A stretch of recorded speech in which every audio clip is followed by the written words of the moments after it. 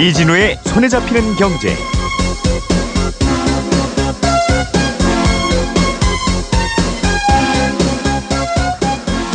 안녕하십니까, 이진우입니다. 손에 잡히는 경제가 뽑은 오늘의 숫자는 6.8배입니다.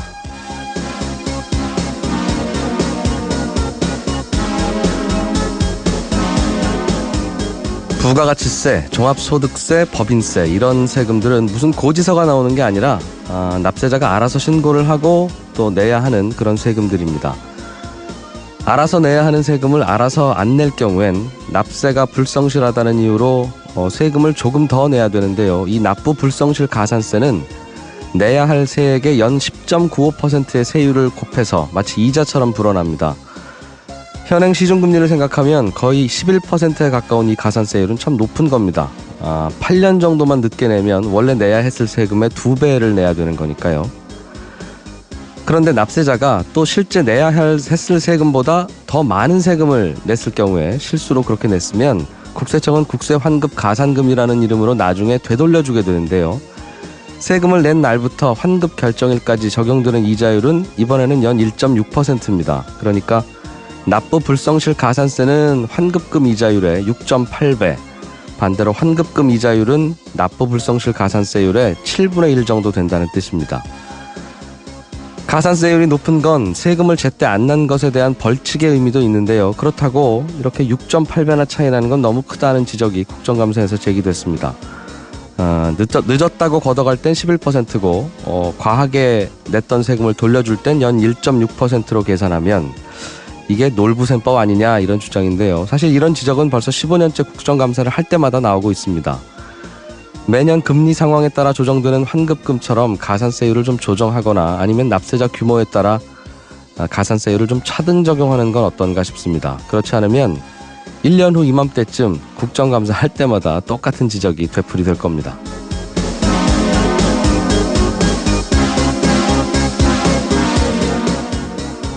네, 10월 13일 손에 잡히는 경제입니다. 신문 보다 보면 어떤 회사가 지주회사 체제로 전환한다는 뉴스가 요즘 종종 나오지요. 지주회사로 전환을 한다는 건 무슨 뜻인지, 그렇게 바꾸면 뭐가 좋길래 다들 그렇게 바꾼다는 건지 오늘은 이 지주회사에 대해서 공부를 좀 해보겠습니다. 정부가 다른 나라에서 빌려온 돈 또는 우리나라의 다른 기업들이나 은행들이 외부에서 빌려온 돈을 외채라고 하는데 이 외채를 다 갚아버리려면 어떻게 해야 됩니까? 이런 청취자분의 질문 오늘 친절한 경제에서 풀어드릴게요. 광고 듣고 오늘 순서 시작하겠습니다.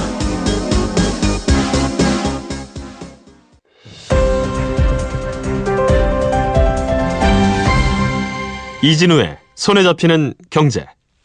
예, 경제 뉴스 따라잡기 시간입니다. 한국경제TV 김치영 기자 나오셨어요. 어서 오십시오. 네, 안녕하세요. 조금 전에 네. 한중 통화스와프 협정 이게 네. 사실은 만기는 지난 건데 그렇죠. 만기 지나고 나서 며칠 후가 됐는데요. 다시 과거와 똑같은 조건으로 연장하기로 네. 3년짜리 계약을 맺었군요. 명확하게 말씀드리면 신규 계약을 했다고요. 예. 사실상 만기 연장이나 다름없다. 이렇게 이해를 하시면 될 것 같은데요. 김동연 부총리 겸 기획재정부 장관하고 이주열 한국은행 총재가 그 기자들을 불러서 이 얘기를 해줬습니다. 10일 날이 이제 한중 통화 스와프 만기일이었거든요. 예. 그때 이제 저도 뉴스를 전해드렸지만 이게 만기가 됐지만 사실상 협의가 좀 진행 중이고 긍정적인 얘기들이 나오고 있다라고 전해드렸잖아요. 그래서 연장하는 것과 관련된 얘기를 계속 양국 정부랑 은행들이 국가은행들이 얘기를 했던 것 같고요. 네. 그래서 똑같은 규모로 3년간 더 연장하는 걸로 지금 얘기가 됐습니다. 그래서 3,600위안이니까 64조 원이고요. 동일하게 3년이면 2020년까지로 연장을 한 것으로 지금 얘기가 전해지고 있고요. 그러니까 기자들이 물었습니다. 연장입니까? 아니면 뭐 신규 계약입니까? 라고 네. 얘기했더니 11일자로 신규 계약을 맺은 거다. 법적으로는 그렇고. 네. 그런데 예. 사실상 뭐 하루 차이인데다가 규모도 동일해서 연장했다고 이해하시면 된다. 이렇게 얘기를 하고 있습니다. 네. 필요한 경우에 우리가 위안화를 560억 달러 어치 정도 가져다 쓸 수 있다는 그런 계약인 거죠. 그죠? 우리 돈으로 예. 63조 원이니까요. 이거는 좋은 뉴스입니다. 뭐 지난번에도 말씀드렸지만 통화스와프가 보험과 같은 성격이거든요. 긴급하게 우리의 외환보유고나 이런 데 문제가 생겼을 때 야, 우리 계약된 대로 좀 빌려줘라고 가져다 쓸 수 있는 돈이니까요. 예. 지난번 사드 배치 이후로 중국 정부하고 우리나라 사이에 별로 분위기가 안 좋았는데 네.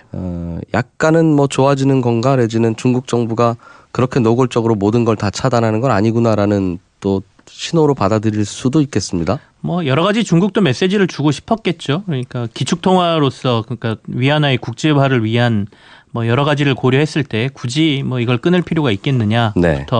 그리고 말씀하신 것처럼 사드 관련해서 우리가 경제보복을 하고 있다고 계속 이슈를 제기하고 있는데 나름의 논리를 들어서 우리는 경제보복이 아니다라고 중국이 얘기하잖아요. 그래서 이거는 그대로 동일하게 두고 뭐 정치와 경제를 좀 분리한다는 느낌도 국외적으로 좀 주고 싶었던 것 같습니다. 예. 아파트 후분양 제도가 계속 문제인데 네. 지금은 선분양을 하죠. 아파트 다 지어지는 걸 못 보고 팜플렛만 보고 그렇습니다. 분양 신청을 하고 돈도 내는데 계약금부터 다 지어지고 나서 그냥 잔금 내는 걸로 하자는 목소리가 계속 높아지고 있는데 정부에서 뭐 시범적으로 좀 도입을 해보겠습니다. 이런 답변을 했군요. 예, 지금 이제 국정감사가 진행 중이고요. 어제 김현미 국토교통부 장관이 이 부분에 대해서 이제 질문을 받고 후분양제, 선분양제 여러 가지 부작용이 많다. 선분양 받고 나서 뭐 전매하고 그 전에 뭐 가격도 오르고 투기 세력들이 그래서 들어가는 거 아니냐 뭐 이런 식의 질문을 이제 받았죠. 그래서 이제 김 장관이 거기에 대해서는 우리도 고민을 하고 있고 후분양제 도입에 대해서도 여러 가지 방안을 검토를 하고 있는데 단계적인 도입을 고려한다. 그래서 무슨 얘기냐? 그러니까 LH 등 그러니까 국가에서 관리할 수 있는 부분들이 좀 있잖아요. 예. 토지공사나 이런 데에서 이쪽에서 하는 거부터 후분양제를 먼저 도입을 하고 이게 민간 부분까지 갈 수 있도록 좀 시도를 해보겠다. 그러니까 단계적인 도입이라는 얘기를 했고요. 그럼 민간은 사실상 선분양이 훨씬 유리하거든요. 건설회사 입장에서 그렇죠. 예. 돈 없을 때 일단 모델 땅 확보하고 우리 이렇게 지을 거예요라고 모델하우스 번듯하게 지어놓고 사람들 오면 이제 분양대금 받아서 그 돈으로 지으면 되니까요. 네. 그러면 후분양제로 갈 이유가 없지 않느냐라고 얘기하니까 여러 가지 이제 후분양제에 대한 인센티브를 주겠다는 것이죠. 그러니까 뭐 돈을 좀 더 싸게 빌려준다든지 아니면 후분양제를 택하는 민간 기업들에게 인센티브를 줘서 민간 기업들도 참여할 수 있도록 단계적으로 한번 해보겠다 이렇게 얘기를 했습니다. 이 고민해보면 줄만한 인센티브가 별로 없는 것이 네네. 이게 민간 기업 입장에서는 지금 먼저 선분양을 하면 소비자들이 알아서 계약금 다 내고 중도금 착실히 내시니 사실은 그들이 자본 조달을 해야 할 이유가 많지 않고 네. 그러니 이자를 싸게 해준다는 게 별 도움은 안 될 것이고 그렇죠.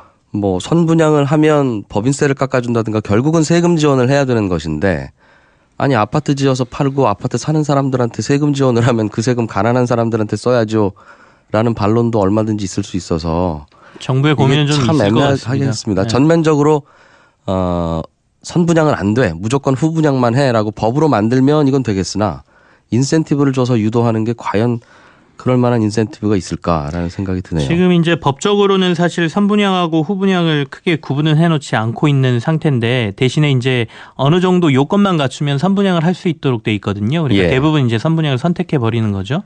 근데 가장 강력한 거는 사실 이 비율을 높이는 거예요. 그러니까 몇 퍼센트까지 지은 이후에 분양을 할 수 있도록 해버리면 예. 어쩔 수 없이 이제 후분양으로 가는 건데 그렇게 하자니 이미 시장이 선분양 쪽으로 맞춰져 있는 시장에 너무 타격이 크다는 것이죠. 그래서 고민이 이제 정부가 순차적으로 돌리는데 그 과정에서 피해가 좀 없도록 공공 부분부터 하고 그다음에 민간에 하겠다라는 거고요. 예. 세금 얘기는 지금 전혀 안 나오긴 하는데 저거는 있습니다. 그러니까 택지 같은 경우에 공공택지 같은 경우에는 요지의 공공택지들이 좀 있어서 네. 이제 그 개발하려고 민간사들이 뛰어드는 데들이 있어요. 그러면 그런 거 줄 때 후분양 한다 그러면 우선권을 주겠다. 뭐 이런 거겠죠.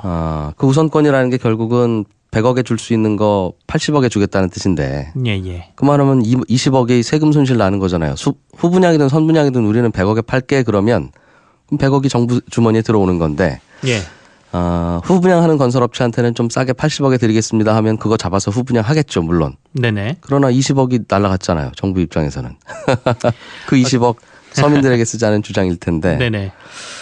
글쎄요. 이게 후분양 제도가 자꾸 이야기가 나오는 게 짓고 나서 들어갔더니 모델하우스와 다르고 네. 자꾸 뭐 세고 부실 시공 있는데 이미 난 돈은 다 냈고 뭐 확인할 수 있는 시험 기간이 없으니 불리하다. 이게 가장 문제라면 다 짓고 나서도 한 10%나 20% 정도는 어디 이 보증금으로 맡겨놓고 네. 뭐 10년 이후 뭐 아파트 수명이 30년까지 가면 20년 사이에도 무슨 문제가 있을 경우에는 하자보수나 하자보수를 이런 것들을 해주고 할 기금을 따로 마련하자는 말씀이시죠? 연락해도 빨리 안 오면 하루에 이자를 뭐 5%든 10%든 붙여서 떼면 네. 빨리 올 것 같은데요, 건설회사. 그것도 뭐 좋은 방법인데 정부의 초점이 그거 해결도 있지만 앞서 말씀드린 것처럼 선분양했을 때 나타나는 주택 시장의 여러 가지 문제들도 같이 해결하려고 하는 거기 때문에 복합적인 네. 것 같습니다. 예. 정부의 원자력 발전 정책, 가능하면 원전 안 만들겠다는 정책인데 네네. 이와 관련해서 원자력 발전을 했을 경우에 전기요금 원가가 얼마나 되느냐 이걸 가지고 계속 논란이 있군요. 예. 결국에는 이제 탈원전을 했을 경우에 지금 탈원전을 반대하는 사람들의 입장이 그 부담이 많아진다는 거거든요. 결국에는 신재생에너지 쪽으로 발전소들의 중심을 가져갔을 때 발전 단가가 높아지면서 결국에는 전기료가 오를 것이다라는 게 이제 반대 논리의 어느 정도 핵심인데요. 정부가 이걸 반박하기 위해서 여러 가지 자료들을 내놨습니다. 그래서 원전도 사실상 원전 발전 단가에 사후에 일어날 사고 비용이라든지 뭐 안전 관리를 해야 될 비용이라든지 이런 것까지 다 포함하면 예. 신재생 에너지에 만만치 않는 비용이 든다라고 지금까지 주장을 해왔었거든요. 근데 어제 이제 국감에서 한국수력원자력이 원자력 발전 원가를 공개를 했는데요. 이 원가가 그동안 정부가 얘기했던 것보다 현저히 낮았습니다. 그러니까 LNG나 신재생 에너지 원가의 한 4분의 1 수준으로 어제 공개를 했거든요. 이게 사후 처리비까지 포함했다는 뜻입니까? 예, 사후 처리비까지 포함된 비용이 그 정도밖에 안 된다라고 이제 수력원자력에서 발표를 하니까 예. 이게 지금 갑자기 논란이 된 것이죠. 그래서 그동안 문재인 정부가 출범 이후에 탈원전을 강행하기 위해서 원자력 발전 원가를 상대적으로 높여서 신재생 에너지와 비슷하게 지금까지 얘기를 한 거 아니냐 네. 이런 의혹들을 막 강하게 제기하고 있는 상황입니다. 아, 이게 예를 들면 야당 의원들이 주장했다면 현 정부의 정책에 반대하기 위해서 만든 수치겠구나라고 추정할 수도 있는데 네. 한국수력원자력은 공기업이고 현 정부에 영향력이 미치는 공기업인데 이런 식의 방침과 좀 다른 숫자를 내는 것도 이례적이고 네. 그러다 보니 정부 입장이 좀 난감해졌겠습니다. 그죠. 정부는 좀 난감한 상태고요. 근데 이제 뭐 야당도 이렇게 얘기할 수 있지만 한국수력원자력 같은 경우에도 사실상 내부에서는 계속해서 탈원전을 하게 되면 자신들의 회사 자체에도 영향을 좀 미치거든요. 그래서 예. 사실 내부에서는 탈원전 자체를 반대하는 분위기가 상당히 높습니다. 그래서 어느 정도의 그에 근거한 자료를 내놓은 거 아니냐 이렇게 추정해 볼 수도 있고요. 예. 근데 이제 정부 입장에서는 이렇게 반박 논리로 얘기를 하고 있어요. 그러니까 이번에 발표된 자료에 사후 처리 비용들이 이렇게 다들 들어가 있지만 네. 이건 딱 현재 시점에서만 얘기한 거라는 얘기죠. 그러니까 신생에너지라는 것도 그러니까 태양광이라든지 여러 가지 그러니까 신재생 에너지는 사용을 많이 하면 많이 할수록 발전 원가는 떨어지게 돼 있다. 미래의 네. 가치까지 생각을 하면 예. 그런 부분도 생각을 하지 않았고 두 번째 원자력 발전 같은 경우에는 우리가 매몰 비용이라든지 아니면 나중에 폐기하는 비용이라든지 이런 것들을 한 번도 해보지 않았기 때문에 여기에 대한 원가를 내는 것 자체가 사실상 기준이 없다. 그래서 지금까지 우리가 한 것보다 지금 원자력 발전에서 얘기한 거는 훨씬 더 기준을 좀 낮게 잡아서 계산한 거기 때문에 네. 이것만 가지고 얘기하기는 좀 힘들다 이렇게 정부에서는 반박을 하고 있습니다. 그렇다면 원자력 발전소 한 기를 해체하는 데 드는 비용이 네네. 똑같은 규모의 원전이라도 네. 많이 해체를 해본 나라에서 하면 싸게 간단하게 하고 좀 그렇죠. 우리나라에서 하면 비싸다 이런 주장인가요? 이게 나라마다 또 다 다릅니다. 지금 보면 국가별 원전 해체 비용이요. 2012년도 프랑스 감사원 보고서에 따르면은요. 스웨덴 같은 경우에는 2,414억 원 정도가 들었다라고 돼 있는데 프랑스는 4천억 원이 넘고요. 미국은 7천억 원, 독일은 8천억 원까지 든다라고 돼 있거든요. 그러니까 예. 국가마다 기술 수준에 따라서 이게 워낙 천차만별이기 때문에 이걸 어떻게 기준을 정하느냐의 문제이다라고 얘기를 하고 있고요.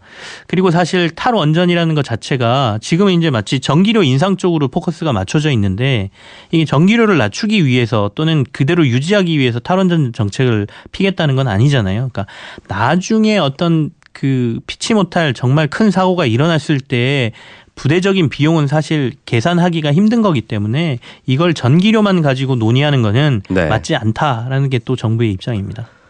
예, 금융감독원장이 실손보험료를 전면 재검토하겠다고 말했는데 이 말은 네. 실손의료보험이 너무 보험료가 비싸다? 앞으로 좀 낮추겠다는 뜻입니까? 아니면 뭘 좀 들여다보겠다는 뜻이에요? 건강보험을 이제 강화하겠다라고 정부가 얘기를 했잖아요. 네. 그래서 이제 그 건강보험 대상 질병이라든지 항목을 확 확대를 하다 보니까 이렇게 되면 이제 실손보험 같은 경우에는 흔히 손해율이라고 하는, 그러니까 보험사에서 보험료로 지급하는 비용이 줄어들게 돼 있습니다. 줄어들 수밖에 없는 상황이거든요. 그러니까 이걸 고려하면 실손보험료가 떨어져야 된다라는 얘기를 한 것이고요. 예. 그래서 내부적으로 우리가 이 부분을 뭐 좀 계산을 해보고 있다. 얼마나 떨어뜨릴 수 있는지, 그리고 근거는 어떤 것들을 제시할 수 있는지를 보고 있으니 실손보험사들도 앞으로 손해율이 높아져서 보험료를 올릴 수밖에 없습니다. 이런 얘기를 한다라고 하면 시장에서 이해하기 힘들 것이다. 라고 이제 어제 발언을 한 겁니다. 그래서 결국에는 실손보험사들 보고 이렇게 그 국가에서 지출하는 비용이 늘어나는 만큼 사적보험에서는 비용이 떨어져야 되는 게 맞으니 네. 검토를 해라라고 얘기를 한 것이죠. 그 얘기 한 거군요. 알겠습니다. 한국경제TV 김치영 기자였습니다. 고맙습니다. 네, 감사합니다. 알아야 될 것들 많이 안내를 해주고 눈높이에 딱 맞는 만인의 경제 과외 선생님. 다음 순서는 친절한 경제입니다. 네, 어제 국가부채하고 외채의 차이점에 대한 질문 저희가 설명을 드렸는데요. 방송 나간 후에 그럼 외채나 국가부채를 줄이거나 갚으려면 뭘 어떻게 해야 되는 거냐 이런 질문이 들어왔습니다.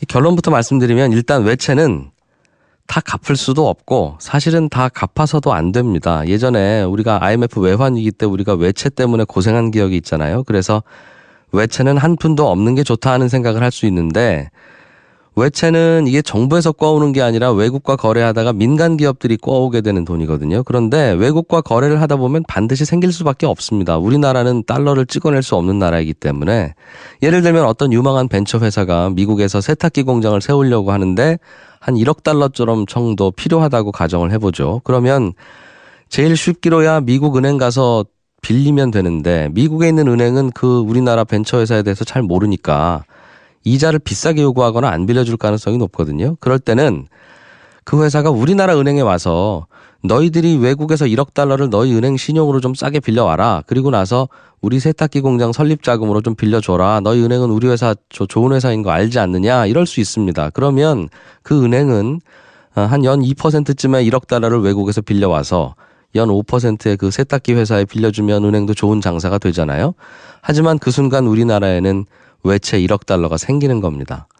근데 이런 외채를 다 없애자고 하면 우리나라 기업이 해외에서 아무 일도 할 수 없을 수도 있습니다. 그래서 외채를 다 갚고 다시는 안 생기게 하는 건 불가능하고요. 다만 외채가 너무 많으면 어느 날 갑자기 한국의 은행들, 한국의 기업들 우리는 못 믿겠다, 빨리 다 갚아라, 이제 이런 분위기가 금융시장에서 생길 수 있기 때문에 그럴 때를 대비해서 정부는 외환 보유액을 쌓아두는 겁니다. 급할 때는 그 돈으로 일단 갚으려고요. 그래서 뭐 싸움할 일 없으면 태권도 배울 이유도 없진 않지만 줄어들듯이 외채가 없거나 적으면 뭐 외환 보유액도 그 의미나 목적이 좀 줄기는 합니다. 그리고 정부가 뭘 열심히 한다고 외채가 줄어드는 것도 아니고요. 오로지 기업들이 수출 많이 해서 달러 벌어오는 거 말고는 외채를 줄일 방법은 없습니다. 세금을 아무리 많이 걷어도 그 세금은 달러가 아니라 원화니까 외채 줄이는 데는 아무 도움이 안 되고요. 그래서 우리가 외환위기 때 외채는 많은데 정부가 할 수 있는 일은 없으니 그래서 장롱에 들어있는 금 모으기를 했던 겁니다. 요즘 같으면 비트코인 같은 것도 모으는 그런 일이 생길 수도 있겠네요. 반대로 국가 부채를 줄이거나 없애려면 그건 정부가 할 수 있습니다. 정부가 돈을 안 쓰거나 아껴 쓰거나 세금을 많이 거두면 됩니다. 국가 부채는 오로지 정부가 진 부채니까 수출을 많이 한다고 국가 부채가 줄어드는 건 또 아닙니다. 그래서 외채는 갚으려면 수출을 많이 해야 되고 아니면 수입을 덜 하면 되고요. 또 국가 부채는 다 갚으려면 정부가 세금을 많이 걷어두면 되고 또 아니면 재정 지출을 줄이면 되겠지요. 그런데 말씀드린 방법들이 다 어렵습니다. 수출 많이 하기도 어렵고 수입 덜 하는 것도 쉽지 않지요. 또 세금 많이 걷는 것도 어렵고 세금 덜 쓰는 일도 어렵고 그래서 항상 외채와 국가 부채는 늘 우리가 보기에는 너무 많다는 느낌이 듭니다. 친절한 경제였습니다.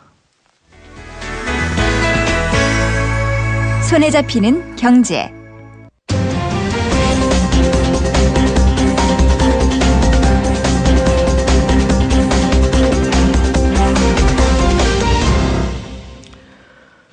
네, 어제 뉴스 들으셨듯이 롯데그룹이 지주회사 체제로 또 전환을 했습니다. 이 롯데그룹뿐만 아니라 최근 몇 년 사이에 우리나라에서는 계열사를 많이 갖고 있는 대기업들, 이 그룹의 지배구조 체제를 지주회사 형태로 많이 바꾸고 있고 여전히 지주회사로 바꾸느냐 마느냐 고민도 하고 있는 걸로 알려지고 있는데요.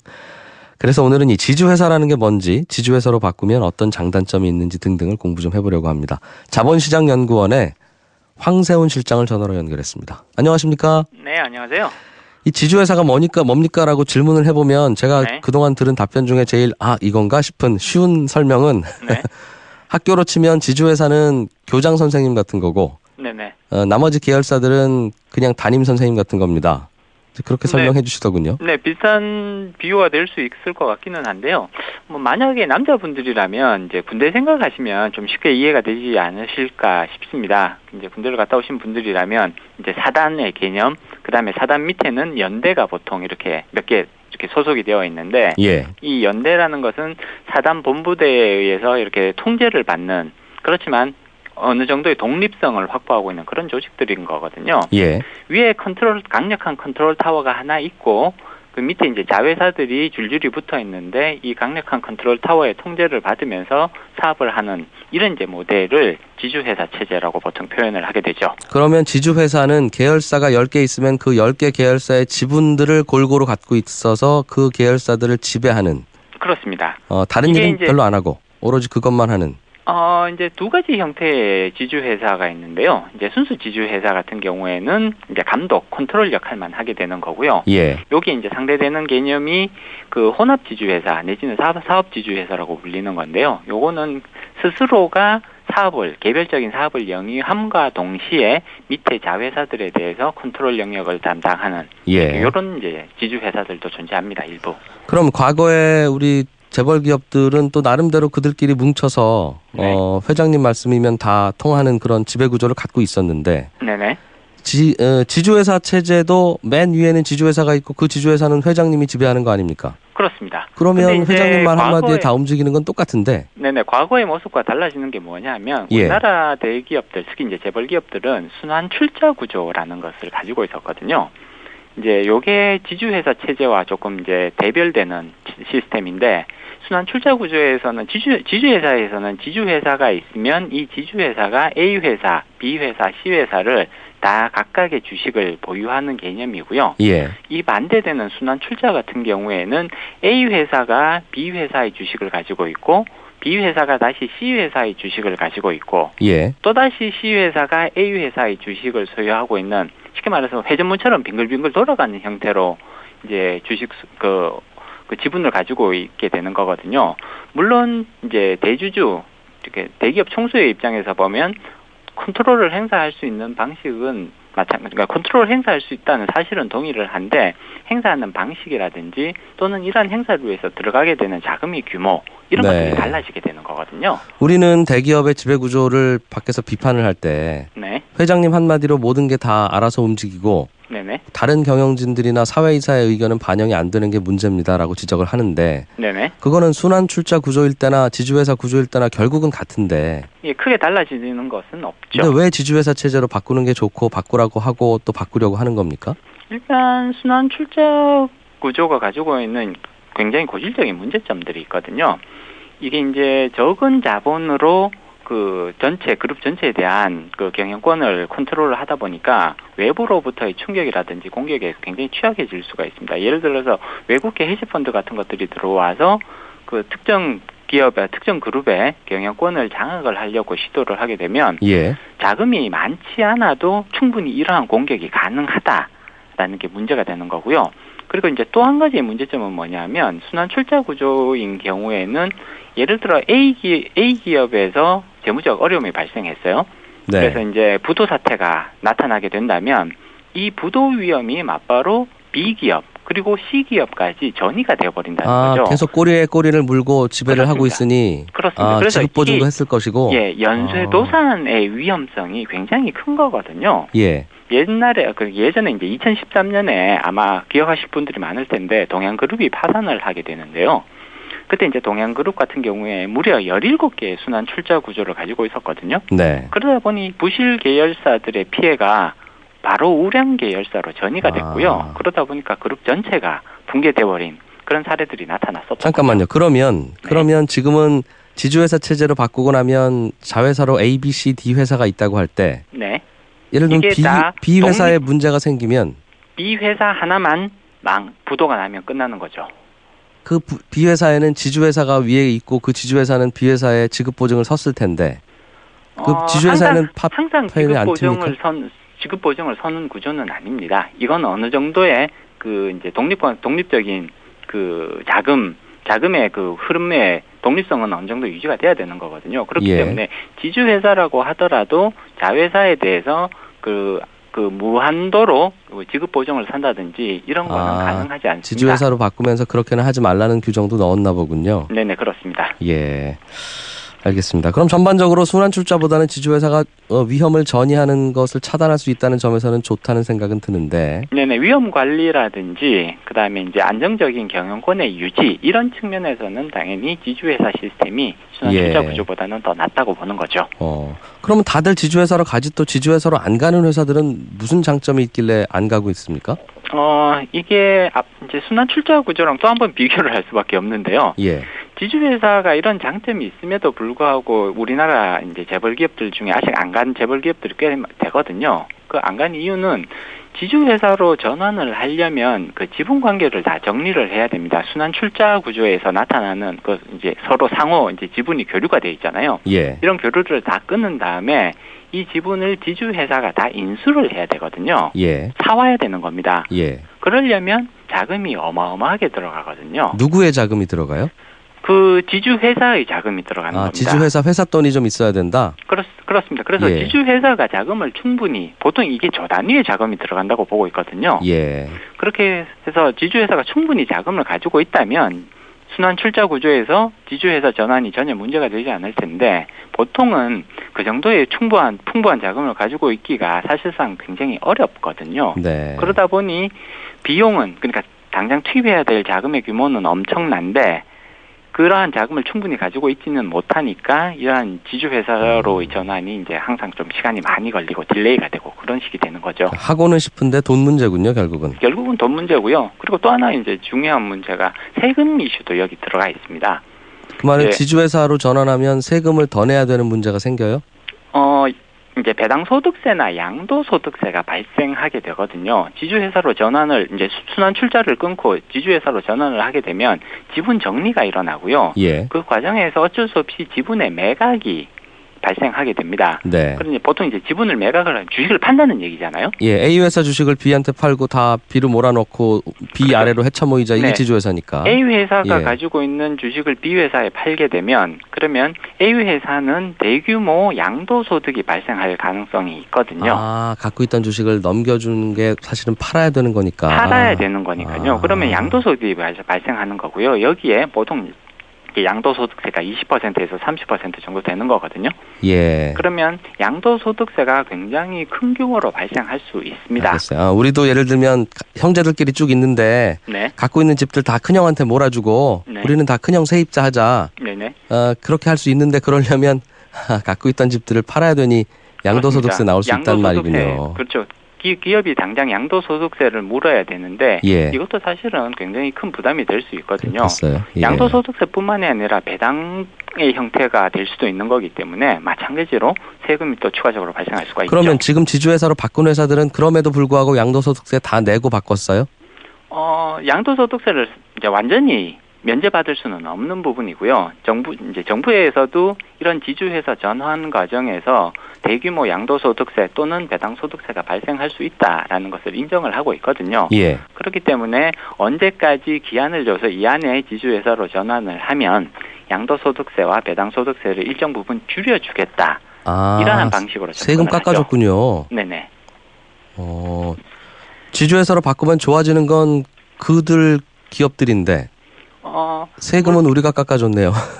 그런 부분도 있습니다만 이제 국가 경제 전체로 생각을 해보면 이제 생산 활동이라든지 고용에 있어서 기업이 차지하는 역할은 굉장히 중요한 거잖아요. 예. 그렇기 때문에 기업이 안정적으로 경영권을 유지를 하고 안정적으로 생산 비즈니스를 하는 것은 국가 경제 차원에서 봤을 때도 대단히 중요한 문제라고 볼 수가 있습니다. 예. 생산을 많이 하다 보면 또 고용도 많이 하게 되는 거고요. 그런 부분들이 분명히 있거든요. 따라서 그 기업들이 지주회사 체제로 전환을 하면서 안정적으로 경영권을 유지를 하고 그다음에 생산 활동에 참여하는 것이 국가 경제에 도움이 된다고 보기 때문에 알겠습니다. 그렇기 때문에 예. 정부에서도 이런 것들을 지원을 하는 거죠.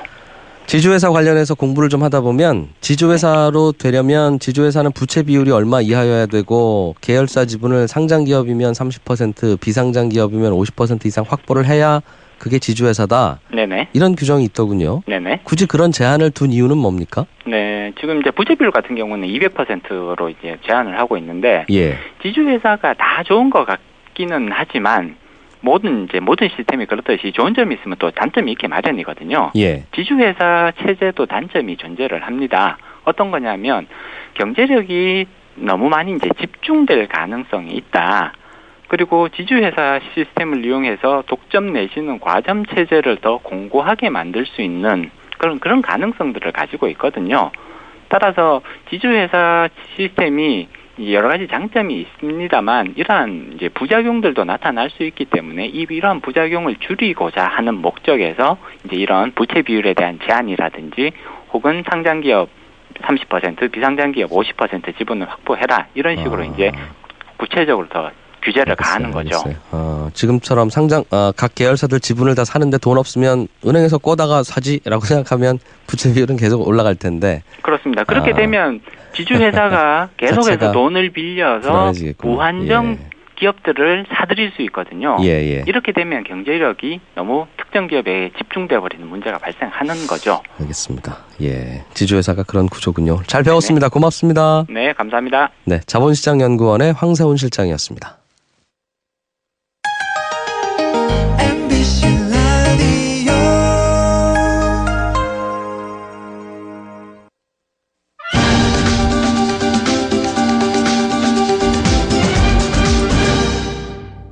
네, 경제 분야의 옛날 이야기 들어보는 시간입니다. 경제 타임머신. 오늘도 박연미 경제 칼럼니스트 나오셨어요. 어서 오십시오. 안녕하세요. 옛날 이야기는 할머니한테 들어야 맛인데. 맨날 얘기하셔. 박연미 경제 칼럼니스트는 할머니 느낌은 전혀 없어요. 저요? 네, 확인이 안 되니까 일단. 네. 추석 지나니까 이제 가을과 관련한 옛날 얘기들 꽤 많을 것 같은데 네. 오늘은 추억의 단어, 가을 운동회? 네, 그 얘기 한번 해볼까요? 예. 저도 최근에 유명 연예인이 아들 가을 운동회 갔었다. 뭐 이런 이야기도 본 적 있고 또 네. SNS에는 아들 운동회 갔더니 부모로 나온 그렇지만 연예인인 그런 분들 봐서 아주 뭐 좋았다 이런 얘기도 그렇죠. 올라오더군요. 저도 기사 봤어요. 유재석 씨 얘기죠. 예. 이분이 국정감사 때 제출됐던 자료를 기준으로 보면 하루 몸값이 공중파 1,500만 원, 뭐 케이블 2,500만 원 정도 된다는데 하루 몸값이라는 게 한 번 출연하면 네, 한 회당 한 회당 특정 프로그램의 한 회당 출연료가 그 정도 된다는 게 과거에 KBS 국정감사를 통해 드러난 적이 있어요. 2,500만 원이요? 네. 그러니까 이게 소송이나 뭐 이런 것들을 통해서 현재는 이 가치가 될 것이다 이렇게 추정이 된 것인데 몸값이 이렇게 비싼 아빠들도 아이들 운동회에는 그냥 똑같은 학병으로 참여하는구나 이런 모습을 봐서 흥미롭기도 했습니다. 그러네요. 목장갑 예. 끼고 줄다리기 하시더라고요. 뭐 저희 어릴 적도 이 운동회 거의 목숨 걸고 준비했죠 뭐. 그렇죠. 그리고 또 저희 때 운동회라는 거는 아이들뿐만 아니라 온 동네가 떠들썩하게 즐기는 동네 잔치였죠. 예. 그때 생각해보면 천군 백군 딱 나눠서 이 땀 흡수 하나도 안 되던 그 팍팍한 그 체육복 예. 입고 학교 앞 문방구에 가면 천군백군 머리띠 팔잖아요. 그게 앞면은 청색, 뒷면은 흰색이에요. 내년에 백군 될지 모르니까. 그래서 이 청백군이 나눠지면 뭐 거의 혈투가 시작이 되는데 예. 백미가 뭐 릴레이 달리기, 줄다리기, 콩주머니 터뜨리기 이런 것들이 있었던 걸로 기억이 나네요. 예. 기억이 나시는 분은 새록새록 날 거고 무슨 소리야 하는 분들은 신세대인 것이고. 네. 정부가 이 운동에 금지하던 시기가 있었다면서요? 네, 무슨 이게 얘기입니까? 소위 촌지 논란 때문이었는데 그 1960, 70년대에는 돈이 없어서 운동회 못하는 학교가 꽤 많았어요. 그래서 일부 학교들이 운동회 비용을 학생들에게 객출을 한 적이 있었습니다. 이 운동회비 징수와 쓰임새에 문제가 생기면서 아예 운동회 하지 말아라 이런 정부 명령이 떨어진 적이 있었는데요. 네. 이게 1975년 상황입니다. 그런데 불과 1년 만에 정부가 입장을 완전히 바꿉니다. 호호.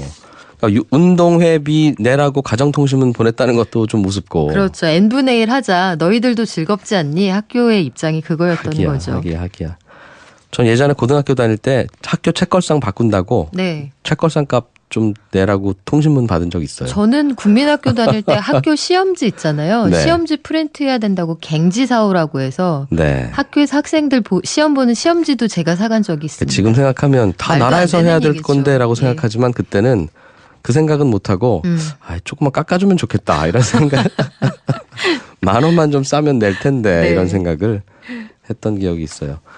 그 문제 때문에 그만두었던 운동회를 금방 다시 하라고 정부가 한 이유가 뭐였습니까? 이게 시대 상황과 무관치 않습니다. 이게 유신 시절이었는데요. 일부 국회의원들이 박정희 대통령 추천으로 유신정의회라는 곳에 멤버로 뽑히는데요.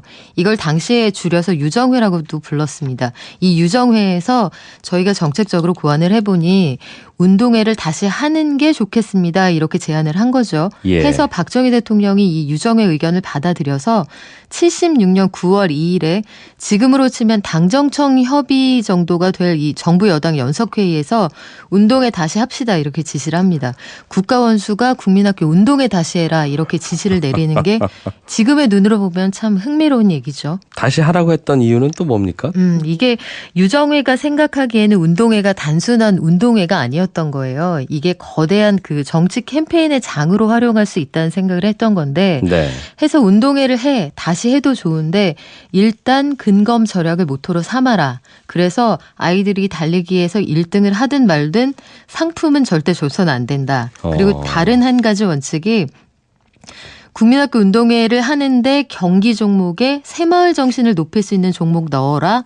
또 총력 안보 태세에 걸맞은 운동 경기를 넣어라. 이렇게 주문을 합니다. 총력 안보 태세면 뭐 자주국방 내지는 전쟁과 관련한 걸 텐데. 그렇죠. 그런 운동 종목이라는 게 뭐가 있어요? 일단 그 새마을 운동부터 그 안내를 해드리면 가만히 짜기, 새끼 꼬기 이런 것들을 그게 운동의 종목이었다고요? 운동의 종목이었어요. 지금은 빨리 꼬기 뭐 이런 거였나 보군요. 그렇죠. 뭐 근검 절약을 할 수 있는 또 총력 안보 종목으로는 화생방 대피 훈련 뭐 그런 것들이 그 초등학교의 당시에는 국민학교였죠. 국민학교의 운동의 경기 종목으로 들어갑니다. 네.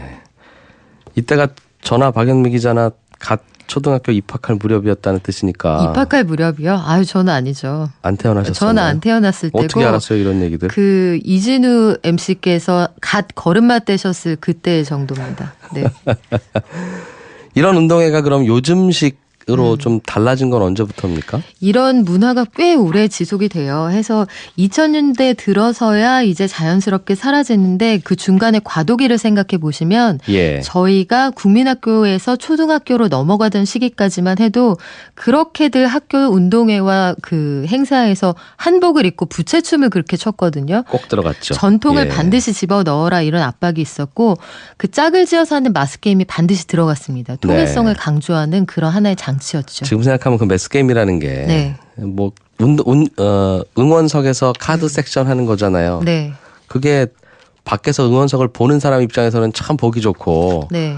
그런데 하는 사람은 하나도 재미없거든요. 그렇죠. 이게 참여하는 사람 입장에서는 경기를 전혀 즐길 수 있는 그런 형태가 아니었던 거죠. 그런데 그거 하려고 또 막 움직이고 연습했다고 생각해요. 그 여름에 정말 네. 네. 요즘에도 운동회 합니까? 요즘에도 해요. 하는데 네. 점차 사라지는 분위기입니다. 교육부 통계를 봤더니 재작년 기준으로 전국에 5,800개 정도 초등학교 중에서 한 500개 학교는 운동회를 아예 안 했더라고요. 예. 왜 안 했느냐 물어봤더니 일단 고객님이 줄었습니다. 재학생 수가 줄어서 할 아이들이 많이 없습니다와 맞벌이 가정이 늘어서 부모들이 부담스러워합니다. 이런 반응이 많았는데 아이들이 좀 딱하다는 생각도 들었어요. 예. 박연미 경제 칼럼니스트였습니다. 고맙습니다. 고맙습니다. 네, 손에 잡히는 경제는 여기까지고요. 다음 주 월요일 오전 11시 10분에 다시 오겠습니다. 이진우였습니다. 고맙습니다.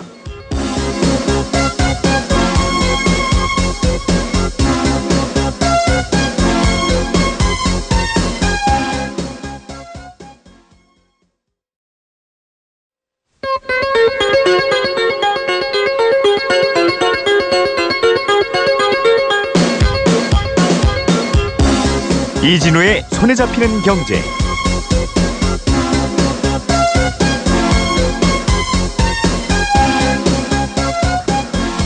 안녕하십니까, 이진우입니다. 손에 잡히는 경제가 뽑은 오늘의 숫자는 6.8배입니다.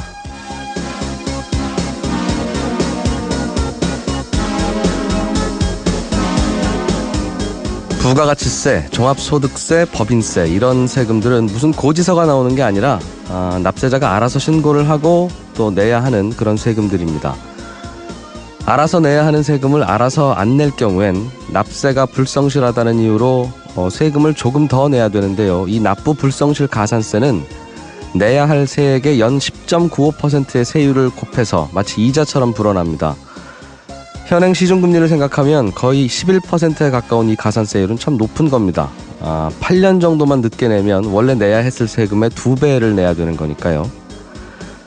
그런데 납세자가 또 실제 내야 했을 세금보다 더 많은 세금을 냈을 경우에 실수로 그렇게 냈으면 국세청은 국세환급 가산금이라는 이름으로 나중에 되돌려주게 되는데요. 세금을 낸 날부터 환급 결정일까지 적용되는 이자율은 이번에는 연 1.6%입니다. 그러니까 납부 불성실 가산세는 환급금 이자율의 6.8배, 반대로 환급금 이자율은 납부 불성실 가산세율의 7분의 1 정도 된다는 뜻입니다. 가산세율이 높은 건 세금을 제때 안 난 것에 대한 벌칙의 의미도 있는데요. 그렇다고 이렇게 6.8배나 차이 나는 건 너무 크다는 지적이 국정감사에서 제기됐습니다. 늦었다고 걷어갈 땐 11%고 과하게 냈던 세금을 돌려줄 땐 연 1.6%로 계산하면 이게 놀부셈법 아니냐 이런 주장인데요. 사실 이런 지적은 벌써 15년째 국정감사를 할 때마다 나오고 있습니다. 매년 금리 상황에 따라 조정되는 환급금처럼 가산세율을 좀 조정하거나 아니면 납세자 규모에 따라 가산세율을 좀 차등 적용하는 건 어떤가 싶습니다. 그렇지 않으면 1년 후 이맘때쯤 국정감사 할 때마다 똑같은 지적이 되풀이될 겁니다.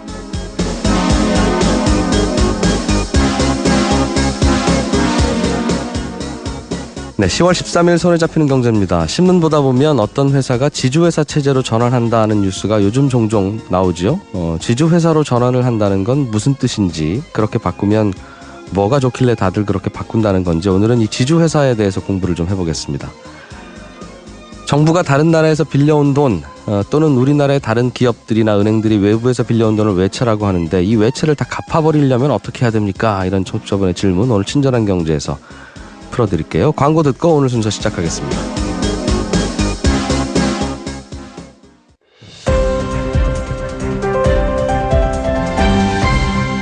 이진우의 손에 잡히는 경제.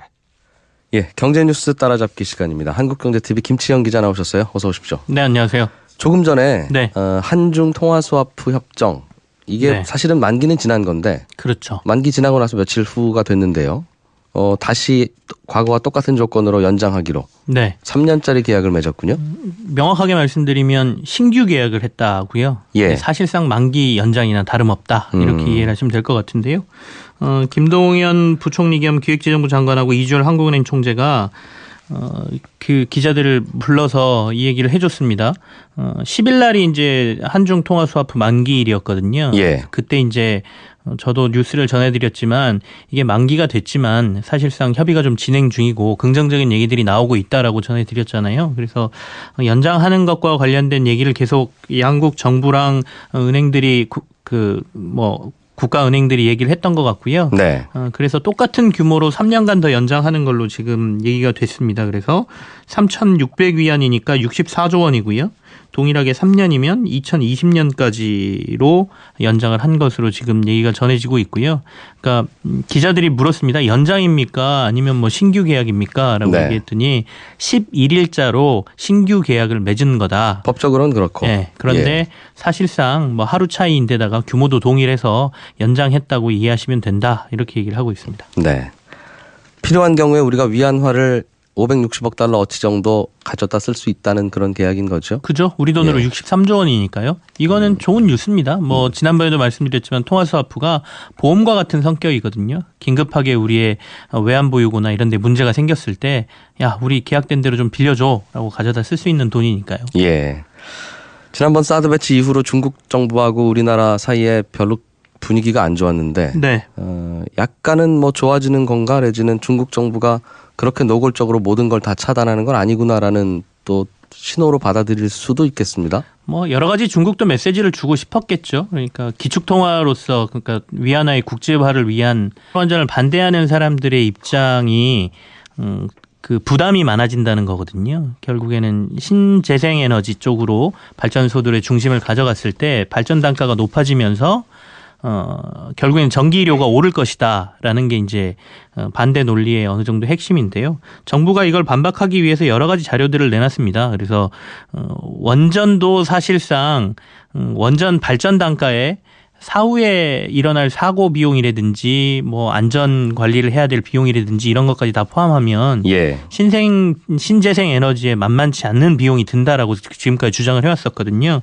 근데 어제 이제 국감에서 한국수력원자력이 원자력 발전 원가를 공개를 했는데요. 이 원가가 그동안 정부가 얘기했던 것보다 현저히 낮았습니다. 그러니까 LNG나 신재생에너지 원가의 한 4분의 1 수준으로 어제 공개를 했거든요. 이게 사후 처리비까지 포함했다는 뜻입니까? 예, 사후 처리비까지 포함된 비용이 그 정도밖에 안 된다라고 이제 수력원자력에서 발표를 하니까 예. 이게 지금 갑자기 논란이 된 것이죠. 그래서 그동안 문재인 정부가 출범 이후에 탈원전을 강행하기 위해서 원자력 발전 원가를 상대적으로 높여서 신재생 에너지와 비슷하게 지금까지 얘기를 한 거 아니냐 네. 이런 의혹들을 막 강하게 제기하고 있는 상황입니다. 이게 예를 들면 야당 의원들이 주장했다면 현 정부의 정책에 반대하기 위해서 만든 수치겠구나라고 추정할 수도 있는데 네. 한국수력원자력은 공기업이고 현 정부에 영향력이 미치는 공기업인데 이런 식의 방침과 좀 다른 숫자를 내는 것도 이례적이고 네. 그러다 보니 정부 입장이 좀 난감해졌겠습니다. 그죠. 정부는 좀 난감한 상태고요. 근데 이제 뭐 야당도 이렇게 얘기할 수 있지만 한국수력원자력 같은 경우에도 사실상 내부에서는 계속해서 원전을 탈원전을 하게 되면 자신들의 회사 자체에도 영향을 좀 미치거든요. 그래서 예. 사실 내부에서는 탈원전 자체를 반대하는 분위기가 상당히 높습니다. 그래서 어느 정도의 그에 근거한 자료를 내놓은 거 아니냐 이렇게 추정해 볼 수도 있고요. 예. 근데 이제 정부 입장에서는 이렇게 반박 논리로 얘기를 하고 있어요. 그러니까 이번에 발표된 자료에 사후 처리 비용들이 이렇게 다들 들어가 있지만 네. 이건 딱 현재 시점에서만 얘기한 거라는 얘기죠. 그러니까 신생에너지라는 것도 그러니까 태양광이라든지 여러 가지 그러니까 신재생에너지는 사용을 많이 하면 많이 할수록 발전 원가는 떨어지게 돼 있다. 미래의 네. 가치까지 생각을 하면 예. 그런 부분도 생각을 하지 않았고 두 번째 원자력 발전 같은 경우에는 우리가 매몰 비용이라든지 아니면 나중에 폐기하는 비용이라든지 이런 것들을 한 번도 해보지 않았기 때문에 여기에 뭐 여러 가지를 고려했을 때 굳이 뭐 이걸 끊을 필요가 있겠느냐부터 그리고 말씀하신 것처럼 사드 관련해서 우리가 경제보복을 하고 있다고 계속 이슈를 제기하고 있는데 나름의 논리를 들어서 우리는 경제보복이 아니다라고 중국이 얘기하잖아요. 그래서 이거는 그대로 동일하게 두고 뭐 정치와 경제를 좀 분리한다는 느낌도 국외적으로 좀 주고 싶었던 것 같습니다. 예. 아파트 후분양 제도가 계속 문제인데 네. 지금은 선분양을 하죠. 아파트 다 지어지는 걸 못 보고 판플랜만 보고 그렇습니다. 분양 신청을 하고 돈도 내는데 계약금부터. 다 지어지고 나서 그냥 잔금 내는 걸로 하자는 목소리가 계속 높아지고 있는데 정부에서 뭐 시범적으로 좀 도입을 해보겠습니다. 이런 답변을 했군요. 예, 지금 이제 국정감사가 진행 중이고요. 어제 김현미 국토교통부 장관이 이 부분에 대해서 이제 질문을 받고 후분양제, 선분양제 여러 가지 부작용이 많다. 선분양 받고 나서 뭐 전매하고 그 전에 뭐 가격도 오르고 투기 세력들이 그래서 들어가는 거 아니냐 뭐 이런 식의 질문을 이제 받았죠. 그래서 이제 김 장관이 거기에 대해서는 우리도 고민을 하고 있고 후분양제 도입에 대해서도 여러 가지 방안을 검토를 하고 있는데 단계적인 도입을 고려한다. 그래서 무슨 얘기냐? 그러니까 LH 등 그러니까 국가에서 관리할 수 있는 부분들이 좀 있잖아요. 예. 토지공사나 이런 데에서 이쪽에서 하는 거부터 후분양제를 먼저 도입을 하고 이게 민간 부분까지 갈 수 있도록 좀 시도를 해보겠다. 그러니까 단계적인 도입이라는 얘기를 했고요. 그럼 민간은 사실상 선분양이 훨씬 유리하거든요. 건설회사 입장에서 그렇죠. 예. 돈 없을 때 일단 모델 땅 확보하고 우리 이렇게 지을 거예요라고 모델하우스 번듯하게 지어놓고 사람들 오면 이제 분양대금 받아서 그 돈으로 지으면 되니까요. 네. 그러면 후분양제로 갈 이유가 없지 않느냐. 라고 얘기하니까 여러 가지 이제 후분양제에 대한 인센티브를 주겠다는 것이죠. 그러니까 뭐 돈을 좀 더 싸게 빌려준다든지 아니면 후분양제를 택하는 민간 기업들에게 인센티브를 줘서 민간 기업들도 참여할 수 있도록 단계적으로 한번 해보겠다 이렇게 얘기를 했습니다. 이 고민해보면 줄만한 인센티브가 별로 없는 것이 네네. 이게 민간 기업 입장에서는 지금 먼저 선분양을 하면 소비자들이 알아서 계약금 다 내고 중도금 착실히 내시니 사실은 그들이 자본 조달을 해야 할 이유가 많지 않고 네. 그러니 이자를 싸게 해준다는 게 별 도움은 안 될 것이고 그렇죠. 뭐 선분양을 하면 법인세를 깎아준다든가 결국은 세금 지원을 해야 되는 것인데 아니 아파트 지어서 팔고 아파트 사는 사람들한테 세금 지원을 하면 그 세금 가난한 사람들한테 써야죠 라는 반론도 얼마든지 있을 수 있어서 정부의 고민은 좀 참 있을 것 애매하겠습니다. 같습니다. 네. 전면적으로 선분양은 안 돼. 무조건 후분양만 해라고 법으로 만들면 이건 되겠으나 인센티브를 줘서 유도하는 게 과연 그럴 만한 인센티브가 있을까라는 생각이 드네요. 지금 이제 법적으로는 사실 선분양하고 후분양을 크게 구분을 해놓지 않고 있는 상태인데 대신에 이제 어느 정도 요건만 갖추면 선분양을 할 수 있도록 돼 있거든요. 그러니까 예. 대부분 이제 선분양을 선택해 버리는 거죠. 근데 가장 강력한 거는 사실 이 비율을 높이는 거예요. 그러니까 몇 %까지 지은 이후에 분양을 할 수 있도록 해버리면 예. 어쩔 수 없이 이제 후분양으로 가는 건데 그렇게 하자니 이미 시장이 선분양 쪽으로 맞춰져 있는 시장에 너무 타격이 크다는 것이죠. 그래서 고민이 이제 정부가 순차적으로 돌리는데 그 과정에서 피해가 좀 없도록 공공부문부터 하고 그다음에 민간에 하겠다라는 거고요. 예. 세금 얘기는 지금 전혀 안 나오긴 하는데 저거는 있습니다. 그러니까 택지 같은 경우에 공공택지 같은 경우에는 요지의 공공택지들이 좀 있어서 네. 이제 그 개발하려고 민간사들이 뛰어드는 데들이 있어요. 그러면 그런 거 줄 때 후분양한다 그러면 우선권을 주겠다. 뭐 이런 거겠죠. 그 우선권이라는 게 결국은 100억에 줄 수 있는 거 80억에 주겠다는 뜻인데 예. 그만하면 20억의 세금 손실 나는 거잖아요. 후분양이든 선분양이든 우리는 100억에 팔게 그러면 100억이 정부 주머니에 들어오는 건데 예. 후분양하는 건설업체한테는 좀 싸게 80억에 드리겠습니다 하면 그거 잡아서 후분양하겠죠 물론. 네네. 그러나 20억이 날아갔잖아요. 정부 입장에서는. 그 20억 서민들에게 쓰자는 주장일 텐데. 네네. 글쎄요. 이게 후분양 제도가 자꾸 이야기가 나오는 게 짓고 나서 들어갔더니 모델하우스와 다르고 네. 자꾸 뭐 세고 부실 시공 있는데 이미 난 돈은 다 냈고 뭐 확인할 수 있는 시험 기간이 없으니 불리하다. 이게 가장 문제라면 다 짓고 나서도 한 10%나 20% 정도는 어디 이 보증금으로 맡겨놓고 네. 뭐 10년 이후 뭐 아파트 수명이 30년까지 가면 20년 사이에도 무슨 문제가 있을 경우에는 하자보수나 하자보수를 해주고 기금을 따로 마련하자는 말씀이시죠? 연락해도 빨리 안 오면 하루에 이자를 뭐 5%든 10%든 붙여서 떼면 네. 빨리 올 것 같은데요, 건설회사.